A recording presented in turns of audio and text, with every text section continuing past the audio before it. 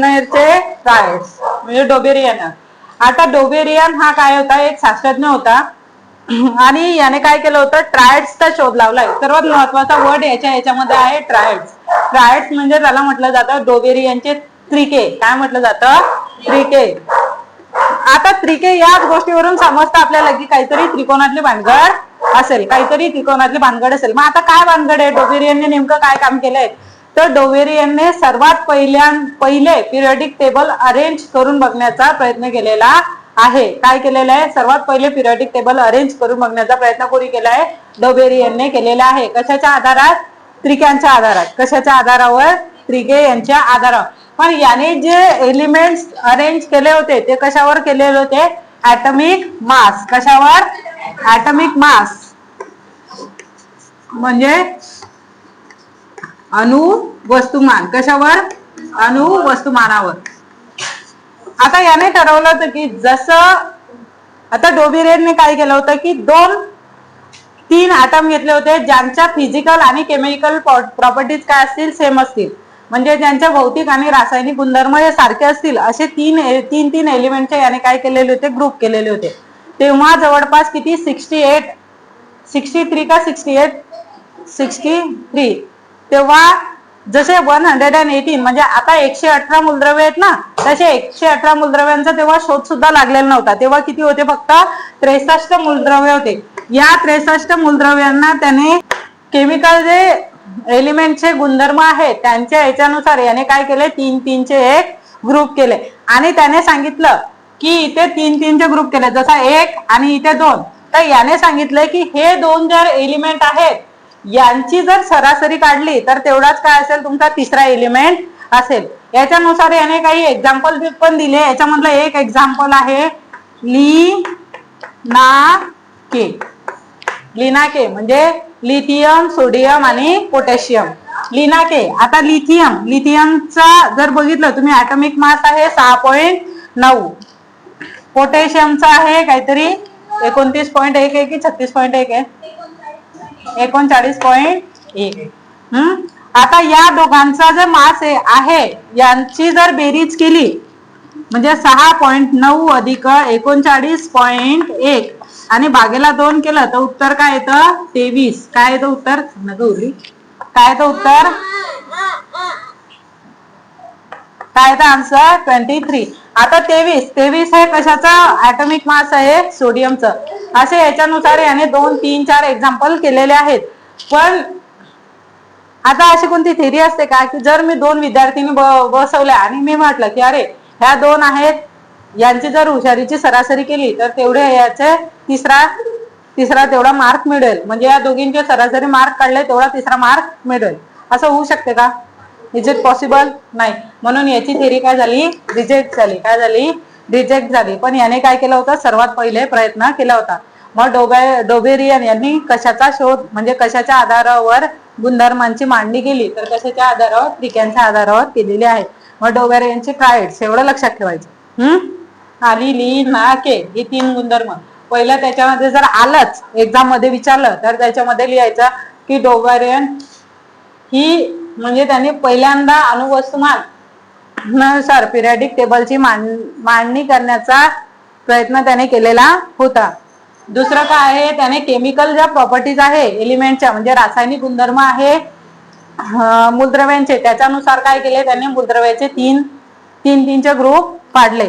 3-3चे group पाडल्यानंतर त्याने काय सांगितले की 2 मूलद्रव्यांची जर सरासरी घेतली तर तिसरं मूलद्रव्य त्याचं उत्तर येईल. असं पॉसिबल आहे का, नाही. म्हणून याची थेरी काय झाली, रिजेक्ट झाली. पण त्याने पहिला प्रयत्न केला होता. मग आता याच्या नंतर आला न्यूलँड. कोण आहे, काय केलं, ऑक्टॅट. काय म्हटलं जातं, ऑक्टेव्स म्हटलं जातं याचा. आता याने काय केलं, न्यूलँडने सांगितलं की पहिले 7 जे एलिमेंट असेल त्याच्याच बरोबर ज्या 7 एलिमेंटच्या ज्या केमिकल प्रॉपर्टीज असतील आणि फिजिकल प्रॉपर्टीज असतील त्या सेम काय असतील, 8व्या एलिमेंटच्या असतील. काय असतील, 8व्या. आता याने काय मांडणी केली, 1 जसं 1, 2, 3, 4, 5, 6, 7 आणि 8. 7 याच्यानुसार काय केली त्याने, पहिले मूलद्रव्यांची मांडणी केली. परत आता या 7 पासून तो काय गेला 8 पर्यंत पुढे नाही गेला. त्याने काय सांगितलं की पहिल्या एलिमेंटचे जसे गुणधर्म असतील तसे सेम काय असतील 8व्याचे गुणधर्म असतील.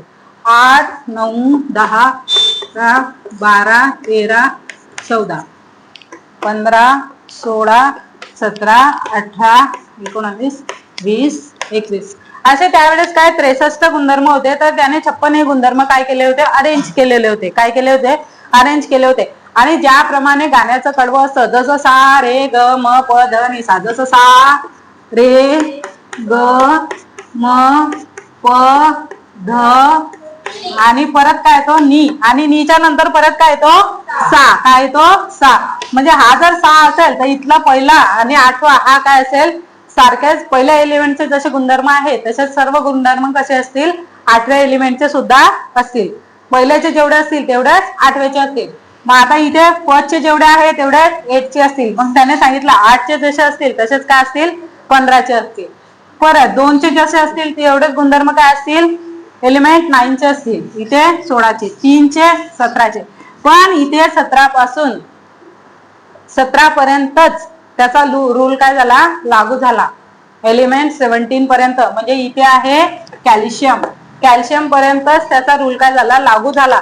कॅल्शियम नंतर त्याच्या प्रॉपर्टी मॅच झाल्या का नाही हे शक्य आहे का. मी जर इथून बसवलं 1 2 3 4 5 6 7 मुलं बसवले आणि मी परत सांगितलं की 8व्या मुलापासून जो पहिला मुलगा असेल त्याचे मार्क आणि 8व्या मुलाचे मार्क हे सारखेच आले पाहिजे. सारखे येतील का नाही येतील, वेगळे वेगळे येतील ना, वेगळे येतील की नाही. जसा पहिला करेल तसाच 8व्याने गेलं पाहिजे, होईल का नाही होणार. कारण प्रत्येकाची कॅपॅसिटी वेगळी असते, प्रत्येकाचा ॲटॉमिक मास वेगळं होतं. पण याने पण जी अरेंजमेंट केली होती ती कशानुसार होती ॲटॉमिक मास. कशानुसार होती ॲटॉमिक मास. ज्या एलिमेंटचा ॲटॉमिक मास नुसार याने काय केली होती अरेंजमेंट केली होती. त्याचबरोबर त्याच्या फिजिकल आणि केमिकल प्रॉपर्टीज पण त्याने कन्सिडर केल्या होत्या. पण इथपर्यंत मांडणी केली होती. मग आता हा रूल काय झाला रिजेक्ट झाला. काय झाला रिजेक्ट झाला. आता याच्या 2 गोष्टी याच्यात हे एक्झाम मध्ये न्यूलँडचं कधीच विचारत नाही. जर विचारलं तर न्यूलँडने कशापासून कोणत्या एलिमेंट पासून सुरुवात केली होती हायड्रोजन पासून सुरुवात केली होती. आणि शेवटचा एलिमेंट कोणता होता याच्यामध्ये थोरियम. कोणता होता थोरियम. कोणता होता थोरियम. पहिला एलिमेंट कोणता होता हायड्रोजन आणि शेवटचा कोणता होता थोरियम. याने किती गुणधर्म की पहिल्या एलिमेंटचे गुणधर्म कोणत्या एलिमेंट सोबत सारखे असतील 8व्या सोबत, पहिल्याचे 8व्या सोबत. म्हणून याला काय म्हटलं जातं ऑक्टेव्ज. काय म्हटलं जातं ऑक्टेव्ज लॉ ऑफ न्यूलँड. काय म्हटलं जातं ऑक्टेव्ज. न्यूलँडची ऑक्टेव्ज एवढं लक्षात ठेवायचं.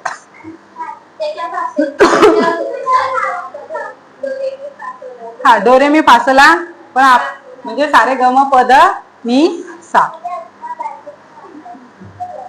एवढं समजलं. जाऊ पुढे. टोटल त्यावेळेस किती इलेक्ट्रॉन होते एलिमेंट होते 63. किती एलिमेंट डिस्कवर झाले होते 63 मूलद्रव्ये या माणसाने तेव्हा अरेंज केले होते पहिल्यांदा with their physical and chemical properties.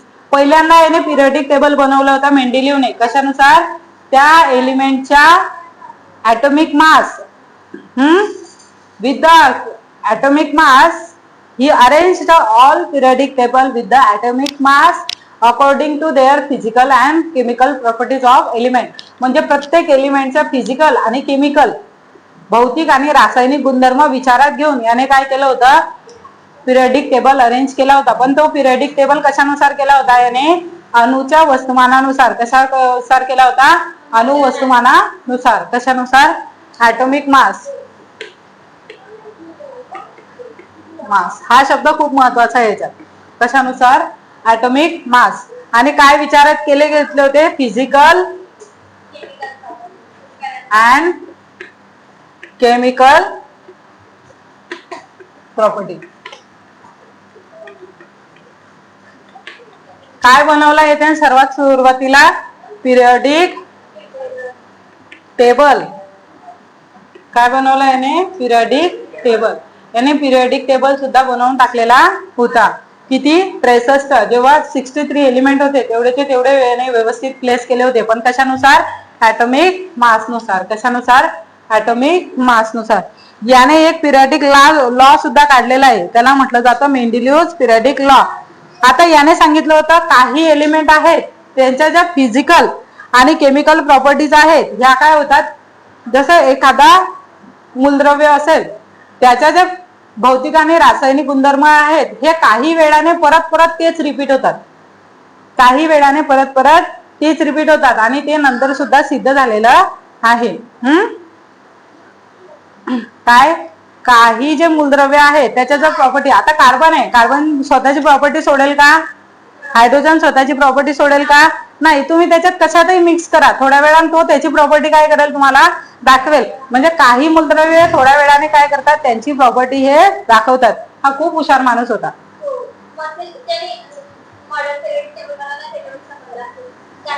नाही, मॉसलेनं तर याचीच थेरी कॉपी केलेली आहे, फक्त त्याच्यामध्ये ॲटॉमिक नंबर, ॲटॉमिक मासच्या जागी काय केलंय त्याने ॲटॉमिक नंबर हा शब्द वापरलेला आहे आणि ॲटॉमिक नंबर नुसार काय केलंय एलिमेंट अरेंज केलंय. पण खरा रचनाकार कोण होता?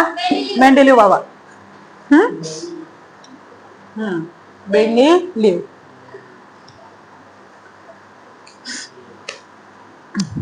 आता त्याने अरेंज केलं होतं आणि त्याने सांगितलं त्या properties of the element function according their atomic masses. म्हणजे एखादा एलिमेंट असेल तो त्याचं काम करतो कशाच्या अनुसार?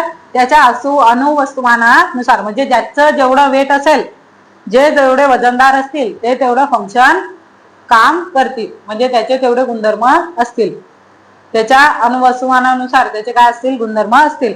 असं कोणी सांगितलं होतं? मेंडेलिव्हने. कोणी सांगितलं होतं? मेंडेलिव्हने. आणि हाच मॉडर्न पिरियडिक टेबलचा काय हाच नियम आहे, फक्त त्याच्यावर काय सांगितलंय ॲटॉमिक नंबर, अणु वस्तू मानक, अनुक्रमांक. म्हणजे एखादा एलिमेंट काम करेल, फंक्शन करेल कशाच्या अकॉर्डिंग?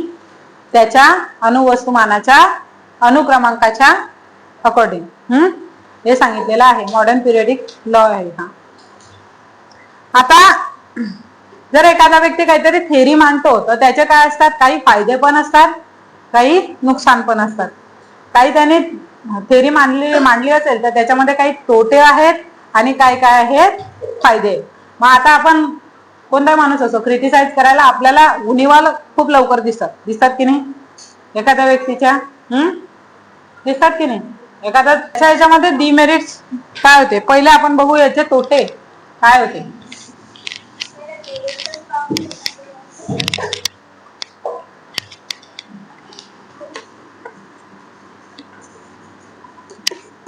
म्हणजे त्याला म्हणतात तोटे किंवा नुकसान.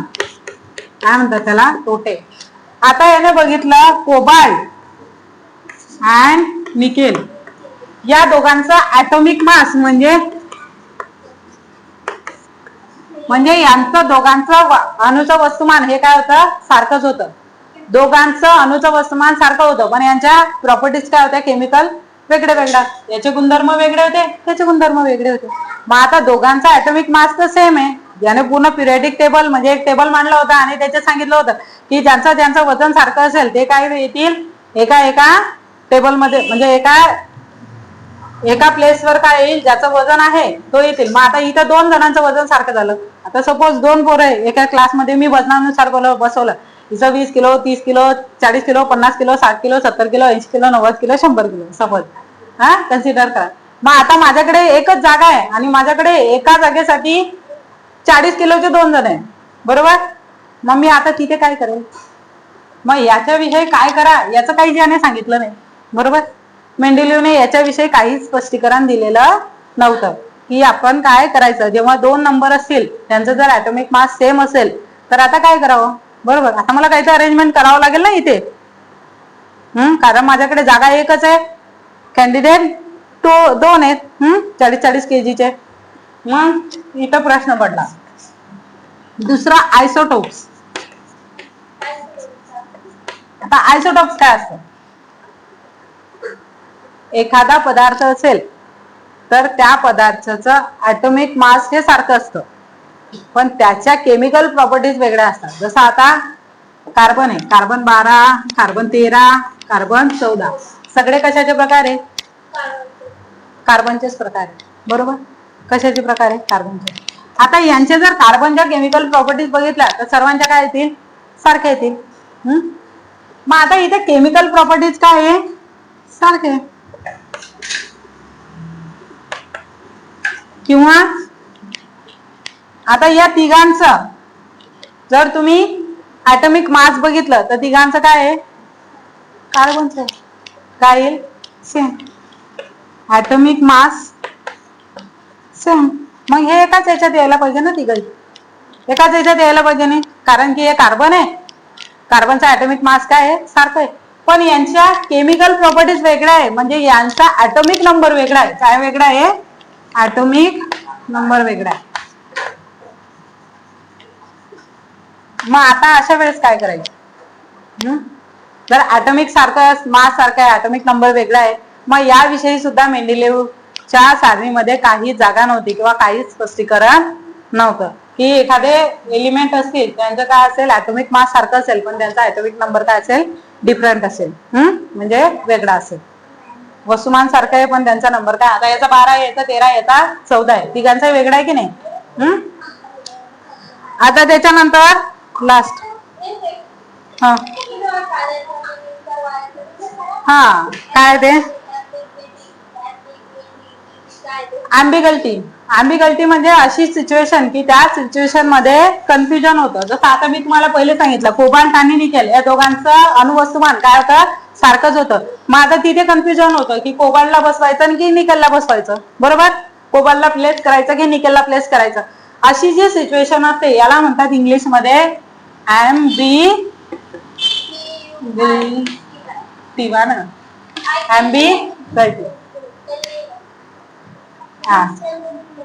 ॲम्बिगल्टी म्हणजे कन्फ्युजन वाली सिच्युएशन. हा वर्ड तुम्हाला नाही जमला तर त्या ठिकाणी तुम्ही कन्फ्युजन सुद्धा लिहू शकता. याच्याऐवजी कन्फ्युजन लिहायचं. आता आमच्या लक्षात नाही राहायचं तेव्हा आम्ही याला वाचायचं आंब्याची गुठली. काय वाचायचं, आंबा गुठली. काय वाचायचं, आंबा गुठली, बरोबर ना. There was an आंबा गुठली regarding to their sequence in Mendeleev period. काय वाचायचं त्याला, ॲम्बिगल्टी, म्हणजे कन्फ्युजिंग वाले सिच्युएशन. आंबा गुठली नाही वाचायचं, ठीक आहे.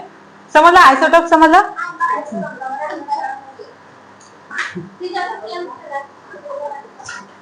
इंग्लिशचं आहे ते. स्थानिक आहे, एकदम सोपं सर. सम म्हणजे सारखं, स्थान म्हणजे ठिकाण, ज्यांचं सारखं ठिकाण आहे त्यांना काय म्हटलं जातं, समस्थानिक. आता इथं तेच होतं, कार्बन काय आहे, मास नुसार काय आहे, वस्तुमानानुसार सगळे सारखे, पण ऍटॉमिक नंबर नुसार सगळे काय वेगळे वेगळे. मग प्लेस कुठे करायचे असे. ऍक्च्युली मेंडेलिव्हने जेव्हा शोध लावला तेव्हा कोणताच आयसोटोप शोधलेला नव्हता. हे नंतर शोधल्या गेले, पण तेव्हा सायंटिस्टला प्रश्न पडला की नेमका आता ठेवायचे कुठे यांना.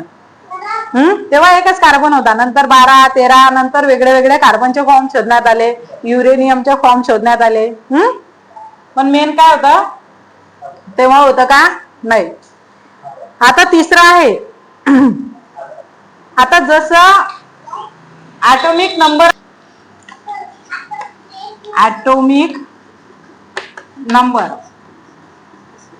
म्हणजे अणुक्रमांक आपल्याला कळतो. जसा रोल नंबर असतो, 1च्या नंतर 2 येतं, 2च्या नंतर 3 येतं, 3च्या नंतर 4 येतं, 4च्या नंतर 5, 6, 7, 8, 9, 10, 11, 12, 13, 14, 15, 16, बरोबर, माहिती ना. हे एका मागे एक येतात. पण ऍटॉमिक मासचं तसं नसतं. ऍटॉमिक मास हे प्रत्येक याचं वेगळं वेगळं असतं. जसं एखाद्याचं असेल 12 तर दुसऱ्याचं 12.5, हे नेहमी पॉइंट मध्ये असतं ऍटॉमिक मास. दुसरं होतं डायरेक्ट 36.9. मग हे एका सिक्वेन्स मध्ये आहे का, आपल्याला याला कळेल की पहिल्याचं 1 आहे आणि दुसरं डायरेक्ट 3 आहे, तर याच्यामध्ये आपण काय लिहू, 2 लिहू. पण याच्यामध्ये काय लिहाल हे कळेल का तुम्हाला, नाही. म्हणून याच्यामध्ये जे ऍटॉमिक मास होतं हे काय होतं, प्रॉपर सिक्वेन्स नव्हतं का, नाही, हे काय होतं, अनसिक्वेन्स होतं. म्हणून इथं ऍटॉमिक मास नुसार जर अरेंज केले तर नेमका सिक्वेन्स काय घ्यायचा हे कळत होतं का, नाही. बस. आता चौथा मोठा फॉल्ट आहे हायड्रोजन. काय आहे, हायड्रोजन. आता हायड्रोजन अजूनही कन्फ्युजन आहे. आता जर पिरियडिक टेबल मध्ये बघितला तर हायड्रोजनच्या प्रॉपर्टीज नॉन मेटलच्या आहेत आणि तो जाऊन मेटल मध्ये बसलेला आहे सगळ्यात वरच्या टोकावर. मग हायड्रोजनला आता जर बघितलं तर याच्यामध्ये अल्कली आणि अल्कलाईन हे दोन्ही गुणधर्म दिसत होते. मग आता हायड्रोजनला नेमकं प्लेस कुठं करायचं? जसं हा क्लोरीन सोबत पण अटॅच होतो की नाही? त्याचबरोबर मिथेन सोबत पण अटॅच होतो. मग आता याला नेमकं अल्कली सोबत ठेवायचं का धातूंसोबत ठेवायचं हे काय होतं? कन्फ्युजन होतं. हे अजूनही आहे.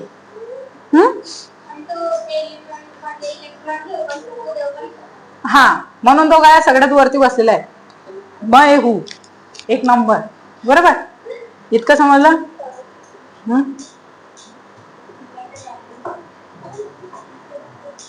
आता याचे तोटे पाहिले, पण याने काही आता एखादी गोष्ट वाईट झाली तर त्यासोबत एखाद्या गोष्टीसोबत काही चांगला व्ह्यूज पण असतो. बरोबर. मग आता मेंडेलिओने काही चांगलं काम पण केलंय, खूप चांगलं काम केलं, खूप हुशार माणूस होता.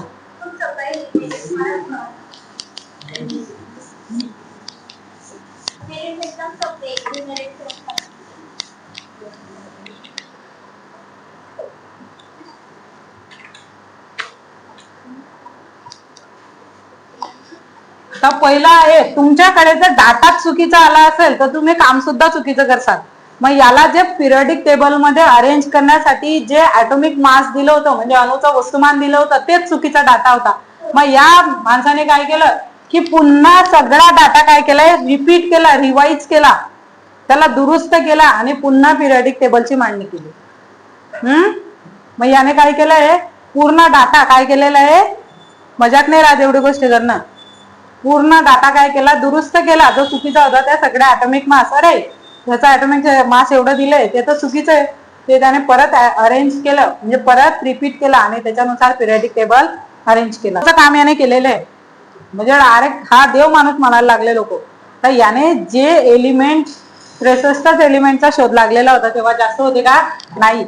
जे एलिमेंट शोध लागलेलाही नव्हता त्या एलिमेंट साठी याने जागा सुद्धा ठेवलेली होती आणि मेंडेलिओने सांगितलं होतं की हे एलिमेंट सापडतील आणि त्यांचे हे फिजिकल गुणधर्म असतील, त्यांचे हे फिजिकल प्रॉपर्टीज असतील, म्हणजे हे एलिमेंट सापडतील आणि या त्यांच्या प्रॉपर्टीज असतील, म्हणून त्याने त्याच्यासाठी तेवढी जागा सुद्धा पिरियडिक टेबल मध्ये वॅकंट ठेवली होती. नंतर हे एलिमेंट खूप वर्षानंतर सापडले, नंतर लोक म्हणायला लागले नाही मेंडेलिओ बाबा तुम्ही खरं सांगत होते.